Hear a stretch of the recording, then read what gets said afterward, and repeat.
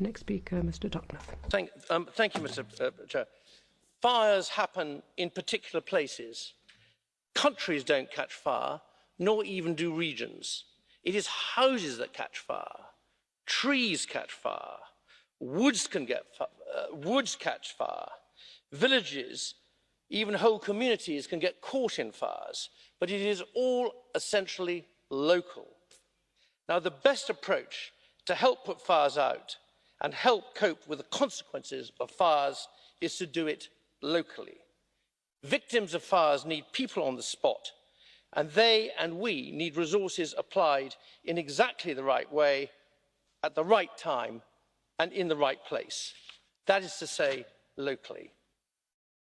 Therefore, it follows that fires are the ultimate example in which to apply subsidiarity. Now, of course, neighbours must help out, and of course, all donations are welcome, and all decent people will indeed help.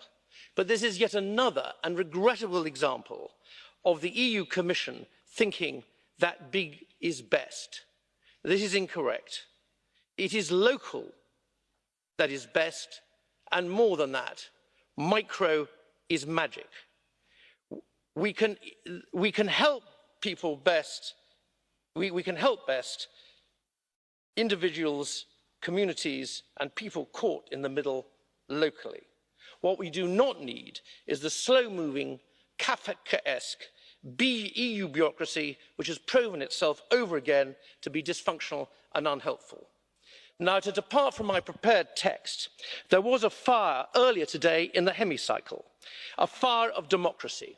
It's not often that I agree with a member of the GUI NGL, but the gentleman was right. It was profoundly undemocratic for a member of the Commission, the executive, to intervene directly in a parliamentary debate.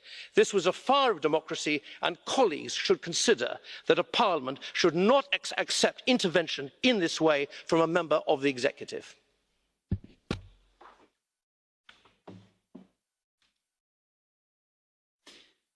Thank you very much, Mr. Dartmouth.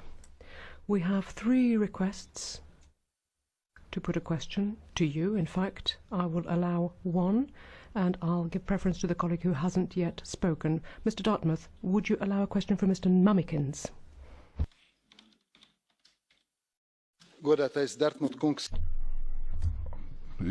Mr. Dartmouth, I would like to ask you a question. You were so passionate in criticizing the European Commission and my colleague Corina Cretu, because she's a commissioner, a social democrat from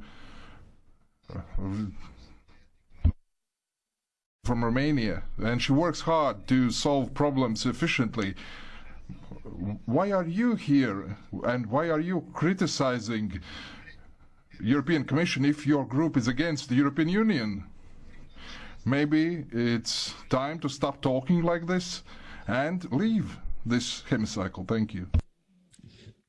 Well, as Donald Tusk, the President of the Council, pointed out in a prepared statement, the day after the Brexit referendum, all UK citizens and all the citizens of other countries represented by members of the EFDD group are fully bound by all the laws, rules, regulations and directives of the European Union. We therefore have a moral obligation to represent our constituents and to defend our constituents from all too many examples of bad decisions and bad decision making by a number of commissioners, many of whom are frankly just not up to the job.